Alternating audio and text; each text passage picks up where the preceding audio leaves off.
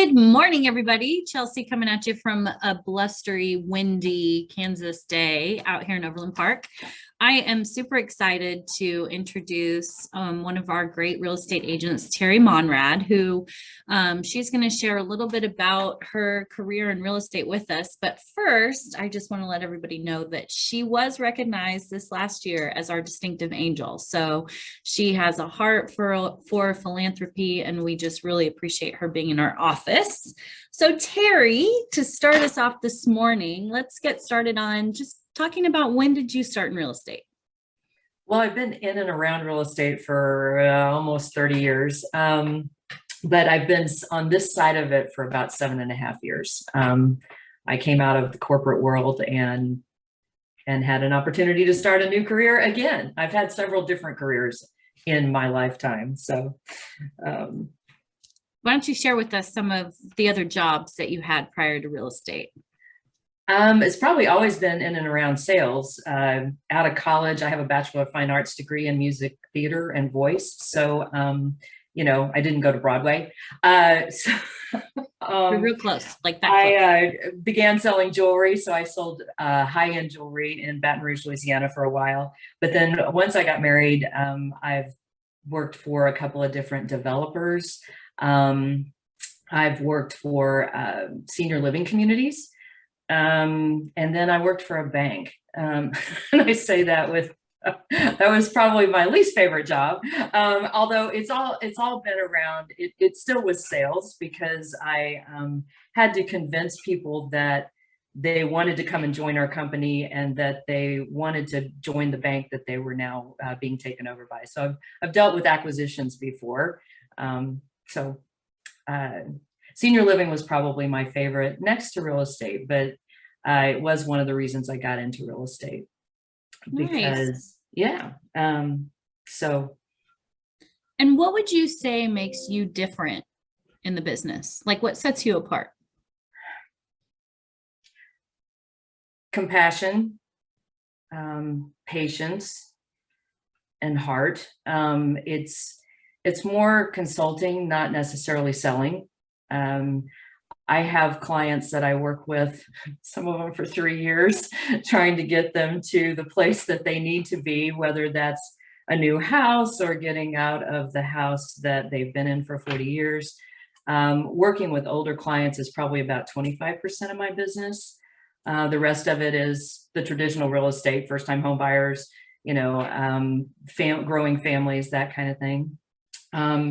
But it really is more about finding the relationship and the consulting and getting them to where they want to be. That kind of trips my trigger. I love that. I love that consultative approach with the relationship business. You're so right to think and approach it that way. So what do you think, if you reflect back on all your years in real estate, what do you think one of your proudest moments is? I think they come, they come often, I guess. And my most recent one was last year when one of my clients, it was a referral from a former pastor, and their family had a mom died due to COVID.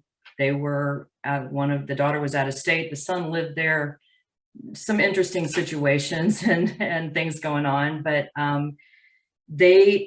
they needed to get rid of the house. The son didn't have a place to live. So it was a matter of helping him find a place to live, not buying a house, by the way, and finding the right person for that house. So it's when the proudest moments are when you make things happen for people. And that one, we got a family in that was very important to the daughter. She grew up in that house, and she did not want to flip her to buy it. She just did not want that. And we were able to find a family that did. And we had to keep it on the market a little bit longer because it was a rough house. I take a lot of rough houses. I think I take clients that, need a little extra help in getting out of the house. So they're not always pretty listings, but they're satisfying in the end.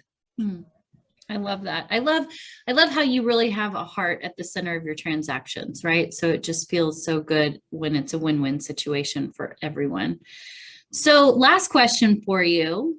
What advice would you have for women that are interested in coming into real estate? I'd say be true to yourself. Find the things that make this business work for you. Um, you know, coming out of the corporate world, working 50 to 60 hours a week, I missed my son's whole senior year in high school. I was missing life. So this business allows you to have a life, although it can be overtake you too. But find the things. What I have found is that I get to spend time with people I like versus the business or the corporate aspects of it, being behind a computer screen all the time. Um, and I like to sing. I'm a singer. I like to go to lunch with people. I'm a foodie. I like to garden. So those are the things that I use in my business. Whether it's singing happy birthday to somebody because you forgot to send the card, um, that happens. And then they tell you that, hey, you didn't call and sing to me for my birthday. And I'm like, "Ooh, okay, so sorry, that was a one-time thing." But anyway, that can, find the things that make you unique, and you can enjoy this business and have a life too. And you'll be successful. Oh, the other thing is, don't be afraid to hire somebody to help you do the things that you don't like to do or the things that you don't have time to do. Um, it's only going to help you in the end. um, I don't like to do database management, so I have somebody help me with that.